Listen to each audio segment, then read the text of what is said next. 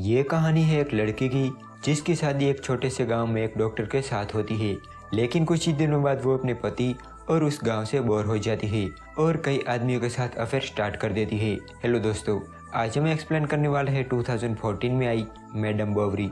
Movie start होती है और हम एक लड़की को देखते हैं जो कि जंगल में भाग रही है। वो बहुत परेशान और दुखी नजर आ रही है। उसे देखकर ऐसा लग रहा है कि वो किसी दर्द से तड़प रही है और चलते चलते एक जगह पे वो गिर जाती है और हम उसके हाथ में एक छोटी सी बोतल देख पाते हैं। ये था इस मूवी का इंट्रो। अब स्टोरी प्रेजेंट में दिखाई जाती है, जहां हम देखते हैं एमा नाम की एक लड़की को जो अपनी पढ़ाई पूरी करके घर जा रही है क्योंकि उसकी शादी है। उसके किसान पिता ने उसके लिए एक लड़का ढूंढा है जो एक डॉक्टर है और यौनविले के एक छोटे से गांव में रहता है। एमा की मॉम बहुत पहले गुजर गई थी, इसीलिए उसे बचपन से ही उसके पिता ने पाला था।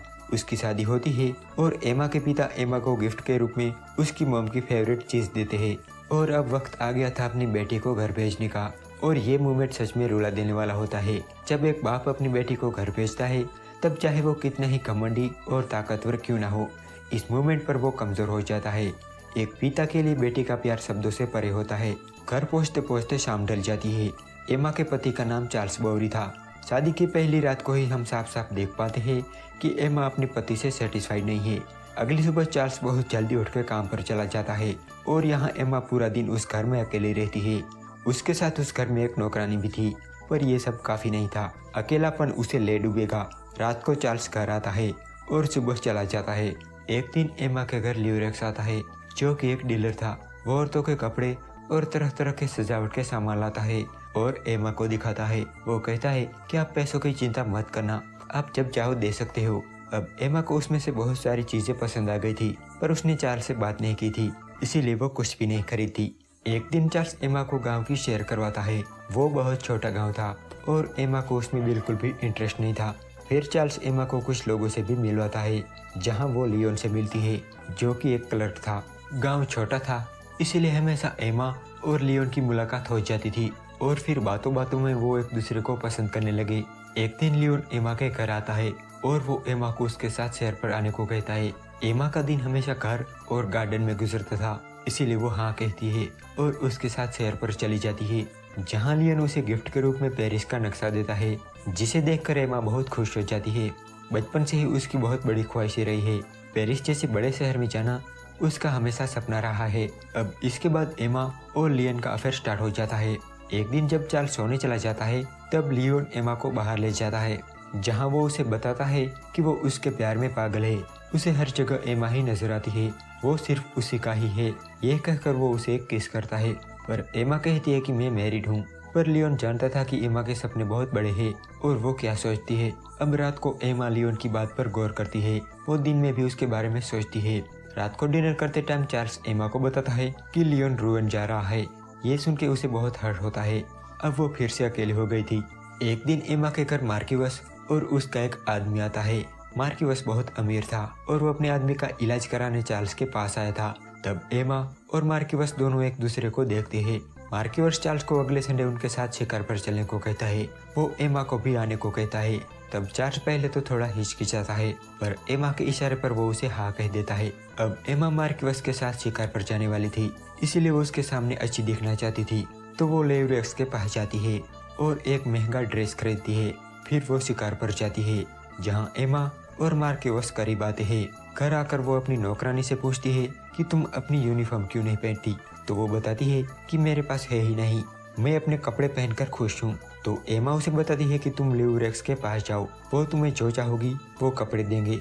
तो नौकरानी कहती है कि ठीक है। जब वो मार्किवस के साथ हंट पर गए थे तब मार्किवस का सिगार का पैकेट चार्ल्स के पास रह गया था। एमा कहती है कि मैं उसे लौटा दूंगी। अब एमा ल्यूरेक्स को बताकर घर के सारे पर्दे और पुरानी चीजें हटाकर नए लगवाने को कहती है। कुल मिलाकर अब वो अपने ऊपर और घर पर पैसा खर्च कर रही थी। इन सब का कितना खर्चा होगा ये उसे अंदाजा भी नहीं है। एक दिन एक मुलाकात में मार्किवस चुपके से एक लेटर एमा को देता है, जिसमें उसने एमा को मिलने बुलाया था। तो वो उससे मिलने जाती है, जहाँ एमा उसे बताती है कि मैं सिर्फ तुमसे दोस्ती कर सकती हूँ। ये सुन के मार्किवस वहाँ से गुस्सा होकर चला जाता है। लेकिन धीरे धीरे एमा मार्किवस की तरफ अट्रैक्ट होने लगती है और एंड देन वो उसे एक लेटर लिख के मिलने बुलाती है और दोनों इंटीमेट होते हैं। और अब वो हर रोज उसे चुप चुप के मिलने लगती है और उसके साथ इंटीमेट होती है और अब तो गांव के लोगों को भी उस पर शक होने लगा था। एक दिन एमा मार्केवस से कहती है कि मुझसे शादी करके मुझे पेरिस ले जाओ, तो मार्केवस कहता है कि मैं ऐसा नहीं कर सकता क्योंकि तुम शादीशुदा हो। वो कहता है कि मुझे थोड़ा वक्त दो। अब एमा अपना सामान पैक करती है। वो अपनी नौकरानी से कहती है कि चार्ल्स का ख्याल रखना। तभी उसे मार्केवस का लेटर मिलता है जिसे पढ़कर वो गिर जाती है। एक दिन ल्यूरेक्स चार्ल्स के घर आता है। वो कहता है कि मैडम बोवरी ने अभी उसके पैसे नहीं दिए हैं। उन्होंने कई महंगी चीजें खरीदी है। अगर आप मेरे पैसे नहीं देते हैं तो मुझे कानूनन आप पर कार्यवाही करनी होगी। साथ ही वो एमा और चार्ल्स को रूएन चलने के लिए इनवाइट भी करता है, जहां एमा लियोन से मिलती है।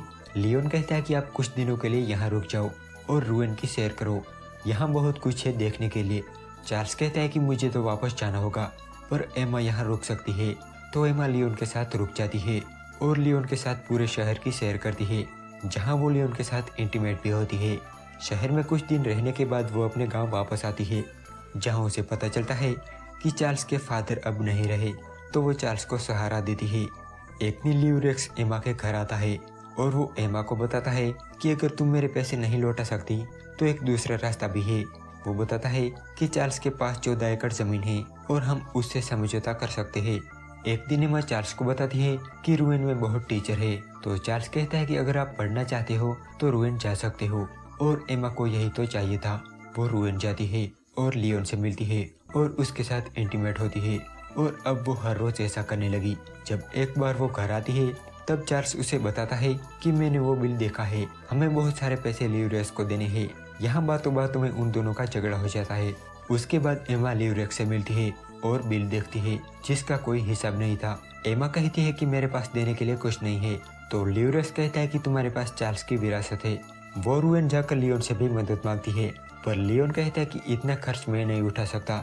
वो कहते हैं कि मुझसे शादी कर लो। लियोन कहता है कि मैं नहीं कर सकता, तुम शादीशुदा हो। दरअसल एमा लियोन से शादी करके ल्यूरेक्स के पैसे देना चाहती थी, लेकिन यहाँ भी उसे कुछ हासिल नहीं हुआ। तो वो वापस गाँव आती है, जहाँ उसे पता चलता है कि 14 दिनों के अंदर उसका घर उसे छोड़ना होगा और ये गवर्नमेंट का ऑर्डर है। वो उसके बारे में ल्यूरेक्स से भी बात करती है, पर वो कहता है कि मैं आपकी कोई हेल्प नहीं कर सकता। तो वो मार्केवस के पास जाती है। तो वो कहता है कि मेरे पास इतने पैसे नहीं है, मैं तुम्हारी कोई हेल्प नहीं कर सकता। वहाँ से भी वो निराश होकर वापस आती है। तब उसे अपने फादर का दिया हुआ गिफ्ट याद आता है। जब वो उसे बेचती है तब उसे सिर्फ एक ही सिक्का मिलता है। अब उसके पास कर्ज चुकाने का और कोई रास्ता नहीं था। वो उस डीलर के साथ इंटीमेट होने के लिए भी तैयार हो जाती है, पर डीलर ऐसा बिल्कुल भी नहीं चाहता था। अब उसके पास एक ही रास्ता था। वो घर आती है और चार्ल्स की दवाइयों में से एक बोतल उठाती है। वो जहर था। वो घर से बाहर निकलती है और जहर पी जाती है। वो बहुत सैड थी, किसी भी तरफ वो उस कर्ज को नहीं चुका सकती थी, इसीलिए उसने मरना ही सही समझा। थोड़ी दूर जाते ही उसे पेट में बहुत दर्द होने लगता है और वो गिर जाती है, और यहाँ वो अपनी जान दे देती है। रात को सभी गांव वाले उसे ढूंढने लगते हैं और यहाँ ये मूवी एंड हो जाती है।